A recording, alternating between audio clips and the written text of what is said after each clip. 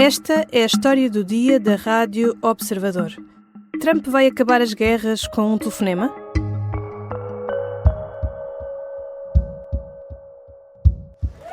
I could stop wars with just a telephone call. Donald Trump está de volta à Casa Branca e prometeu acabar com a guerra na Ucrânia e com o conflito israelo-palestiniano. O que é que isso significa para Zelensky? He hasn't even made a phone call in 2 years to Putin, hasn't spoken to anybody. They don't even try and get it. That is a war that's dying to be settled. I will get it settled before I even become president. E a NATO? Os Estados Unidos vão sair da Organização Transatlântica? For years, we were paying almost all of NATO. We were being ripped off by European nations. Vou conversar com Jorge Rodrigues, oficial do Exército e coordenador de risco geopolítico da Porto Business School. Eu sou a Teresa Abcacis e esta é a história do dia de quinta-feira, 7 de novembro.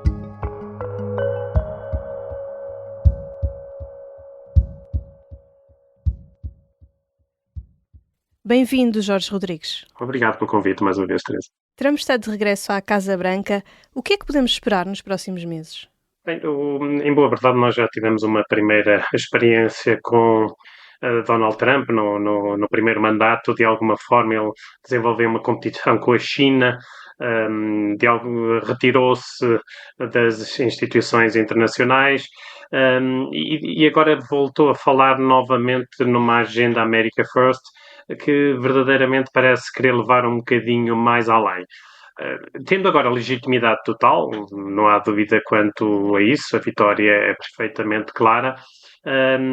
Espera-se agora um ajuste das placas tectónicas, sendo com esse competidor global como a China, que procura nova ordem internacional, mas em boa verdade com aqui umas agravantes que eu considero particularmente relevantes. A primeira é o controle total do processo político, que lhe pode retirar os checks and balances, visto que tem o controle das duas câmaras do Congresso, pelo menos por mais 2 anos.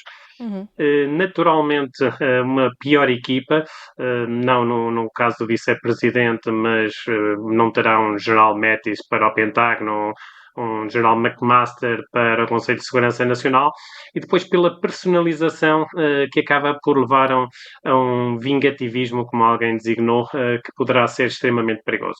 No entanto, quero ressalvar que haverá orientações estratégicas que já vêm desde o tempo de Obama, pelo menos, e que constam inclusivamente em alguns documentos oficiais, como o National Security Strategy, e que isso passa basicamente por 2 grandes vetores.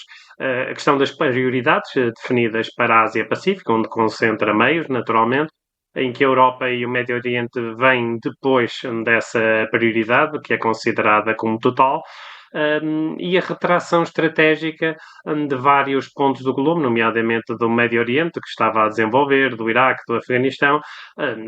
Relembrar que esteve em 178 países e que de alguma forma haverá essa retração. Estamos a falar de uma superpotência que acaba por assumir agora uma disfuncionalidade geopolítica relevante pela imprevisibilidade, pelo erratismo. Nós sabemos que Trump não é diplomático, não estuda dossiês, e naturalmente aquilo que eu disse há pouco do não multilateralismo, com a saída das organizações internacionais, acaba por criar um vazio, e um vazio em geopolítica não existe. Será sempre ocupado na China, como foi na região do Ásia-Pacífico, quando saiu das organizações regionais, e pelas potências regionais, sempre à espera de ocupar espaços. Em última análise, não haverá dúvidas que China será sempre a maior ameaça a nível global, mas também a Rússia manterá uma referência, embora como uma referência regional, como consta nos vários documentos. Olhando aqui para o continente europeu, a vitória de Donald Trump deve preocupar Volodymyr Zelensky? Naturalmente que sim, naturalmente. Aliás, há várias expressões que deixam isso bem claro. Que a Ucrânia deveria ter feito mais concessões antes de fevereiro de 2022, estaríamos em paz. Logo aí demonstra qual é o ponto de partida de Trump, que é um problema da Europa, afastando os Estados Unidos dessa questão. E, portanto, prevê-se que haverá realmente alterações. Aliás, Zelensky deixou bem claro, até na própria mensagem de apoio, em que foi dando parabéns e que falávamos de um Estados Unidos forte, etc. Uhum. Mas, em boa verdade, apelou na esperança de se manter um apoio bipartidário. Tendo em conta que Trump domina tudo neste momento, e os republicanos, Trump e os republicanos, naturalmente, é de deixar o bipartidário demonstra alguma preocupação direta sobre a continuidade do apoio. E é aqui que está verdadeiramente a questão. Donald Trump Poderá disse várias vezes que é muito crítico do investimento norte-americano na Ucrânia, do apoio financeiro à guerra na Ucrânia. É exatamente isso que está em questão, é exatamente essa questão, visto que uma diminuição de apoio a Kiev iria asfixiar progressivamente, que a Europa não consegue compensar, sem os Estados Unidos, basicamente, e como diz o Kiel Institute, passaríamos de 59 mil milhões para 39 mil milhões de euros de apoio. É uma diferença substancial. Mas a verdade é que Trump, apesar de não se comprometer com mais apoio, não contrariou o apoio que a NATO referiu de 40 mil milhões para 2025, ou seja, é global, os Estados Unidos estão lá, têm uma fatia substancial, mas ainda não será definitiva esta decisão. Seja como for, é preocupante e no caso de Zelensky estaria muito preocupado com esta nova situação. Donald Trump disse até durante a campanha que iria resolver a guerra na Ucrânia ainda antes de tomar posse, o que está previsto para 20 de janeiro. Chegou mesmo a dizer que o faria apenas com um telefonema. E imediatista e sem paciência é Trump. Portanto, se não conseguir resolver no imediato e se os vários atores não estiverem alinhados com Trump, poderemos ter algumas questões que retirem a paciência e que de alguma forma façam alterar a estratégia de Trump para a região. Uma coisa é certa, parece-me que será um pouco mais difícil a utilização de armamento dos Estados Unidos em ataques ao território russo, e que, em boa verdade, a situação complexa em que se encontra a Ucrânia neste momento, seja a nível de recursos humanos, seja materiais, seja a situação na linha da frente com a Rússia com ganhos na região do Donbass, e seja mesmo a iniciativa e o grande esforço da Rússia em ocupar terreno neste momento para ganhar uma posição vantajosa, apesar de perdas inacreditáveis, isto de alguma forma poderá vir a forçar paulatinamente um acordo de paz, eventualmente mesmo com perdas de território nacional por parte da Ucrânia. Perguntei por Volodymyr Zelensky, mas também há um outro ator neste conflito. Trump gaba-se de ter uma boa relação com Putin. Putin, por seu lado, deverá estar contente com esta vitória? Sim e não.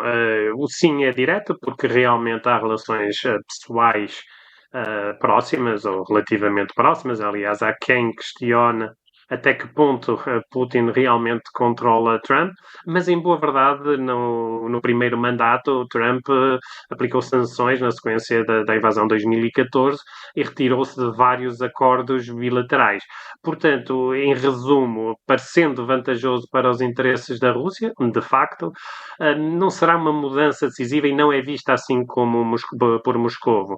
Em primeiro lugar, porque os Estados Unidos é um adversário da Rússia, isso não há dúvida que há interesses conflituais, alguns deles inclusivamente vitais, especialmente através dos republicanos, e o eurasianismo de Dugin, que é uma doutrina que de alguma forma Putin segue, é muito negativamente aproximada por Estados Unidos. Os Estados Unidos têm exatamente uma visão contrária, pretende que a Eurásia não se sinta unida e com força para contrariar o exercionismo dos Estados Unidos. Ainda olhando para o continente europeu, há outro amigo famoso de Donald Trump que não é conhecido por ser um democrata. Falo de Viktor Orbán, primeiro-ministro da Hungria.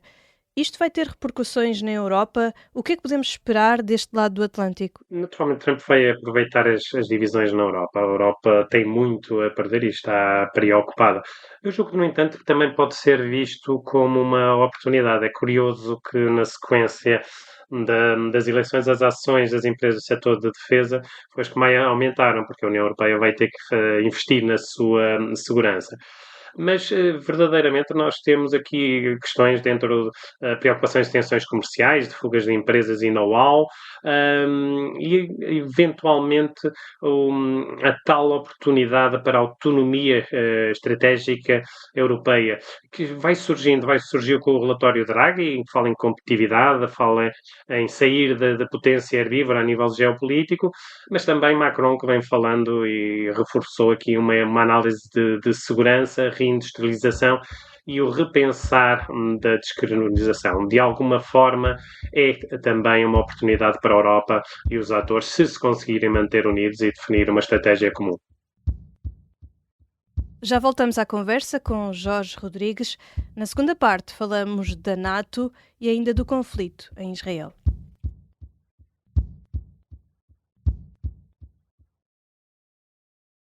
Estamos de regresso à conversa com Jorge Rodrigues, coordenador de risco geopolítico da Porto Business School. Olhamos agora para a NATO. Trump já se queixou muitas vezes que a Aliança Transatlântica vive às custas dos Estados Unidos. Os próximos anos vão ser mais complicados para a NATO? Sim, isso não há a mínima dúvida. Nesta questão não há realmente a mínima dúvida, porque é um crítico da NATO, em especial do contributo de determinados membros. O ponto que realmente é aqui também relevante é que os Estados Unidos são, de facto, o maior financiador da NATO, com 968 mil milhões de dólares, salvo erro. Um, a nível de defesa, bem entendido, e que acaba por ser particularmente relevante por esse facto e pelo número de militares que tem. Mas, por outro lado, há uma tentativa pelos vários líderes europeus e, em especial, por Mark Rutte, que é conhecido pelo Teflon Mark exatamente pela flexibilidade e capacidade de negociação política que tem caído bem a Trump, seja elogiando Trump desde cedo, deixando claro que Trump fez bem em pressionar na Cimeira da NATO 2018 para que a Europa gaste mais em defesa.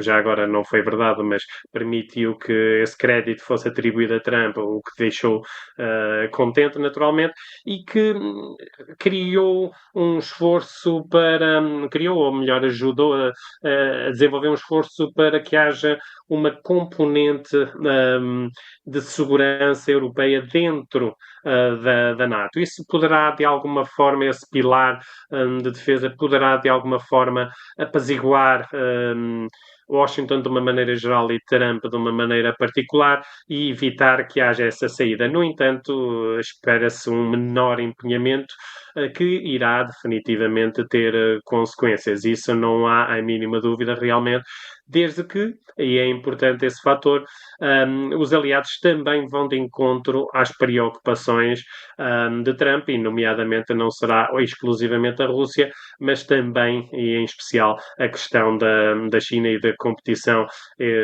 na Ásia-Pacífico. Olhando para outra região do globo, para o Médio Oriente, há uma outra guerra que Trump prometeu acabar e que envolve outro amigo do próximo presidente dos Estados Unidos. Benjamin Netanyahu, o primeiro-ministro israelita, já disse que Trump é o melhor amigo que Israel alguma vez teve na Casa Branca. É assim? Estará perto disso, e o primeiro mandato assim demonstrou. Em primeiro lugar, reconheceu a capital em Jerusalém, mudou a embaixada para Jerusalém, esteve sempre próximo de Netanyahu, e Netanyahu referenciou inclusivamente agora o regresso de um grande político da história, é uma expressão forte. Portanto, de alguma forma compensou a estratégia de Netanyahu de manter o conflito até às eleições. Aproveitou inclusivamente agora, um pouco no meio do fumo, para demitir o Ministro da Defesa Nacional Galán, que foi colocando em causa a estratégia de não acordo de paz para Gaza e ou melhor, a ausência de estratégia de longo termo para a resolução da questão. Portanto, foi eliminando mais um adversário para a sequência estratégica que pretende que se siga em Israel. Portanto, a retração estratégica que há pouco falava, que era uma intenção dos Estados Unidos, não poderia, de alguma forma, também pôr em causa esse aliado permanente de Israel. Todos os outros restantes aliados são conjunturais na região, mas a comunidade judaica, por um lado, o lobby, os vossos, a força económica, e, por outra, a preocupação que os norte-americanos têm em manter uma proximidade para a região e Israel ser esse único aliado, acaba por transmitir uma força e uma permanência de conjugação de esforços, por exemplo, face a um inimigo comum, como o Irão, em que verdadeiramente é um competidor e que se pretende controlar o programa nuclear iraniano, mas, por outro lado, também em valorizar os acordos abraâmicos e, com isso, me aproximar os Emirados, a Arábia Saudita, sem deixar de, no entanto, transmitir bem claro que não gosta da solução de dois Estados. Portanto, tudo isto acaba por ir muito ao encontro da intenção de Netanyahu e criar aqui linhas de conjugação de concordância que lhe permitirá, e muito rapidamente, controlar as fontes energéticas da região, as carreiras de supply chain, o controle dos choke points, como o Canal de Suez, o Hormuz ou Bab el-Mandeb, e, obviamente, evitar que haja uma afetação das rotas de comércio global, uma preocupação extraordinária para os Estados Unidos e, naturalmente, também para a nível global. Só para voltar aqui ao início do episódio, Trump prometeu acabar com as guerras com um telefonema, com a sua eleição não nos coloca mais perto da paz. Poderá acontecer na Ucrânia, por uma paz que não é favorável aos ucranianos. Não me parece que nos aproxime da paz, até porque os próprios atores locais também não o procuram, na região de Israel e Gaza. Aí teremos mais dificuldades. No entanto, como disse, há vários. Isto é uma competição também ela a nível global, há uma competição a nível global e outros atores e a reação de outros atores também será determinante nestes próximos tempos. Obrigada, Jorge Rodrigues. Obrigado, até breve.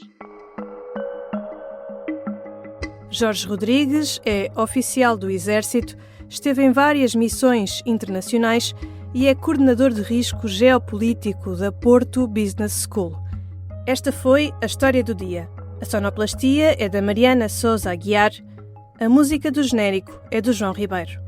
Eu sou a Teresa Abcacis. Até amanhã.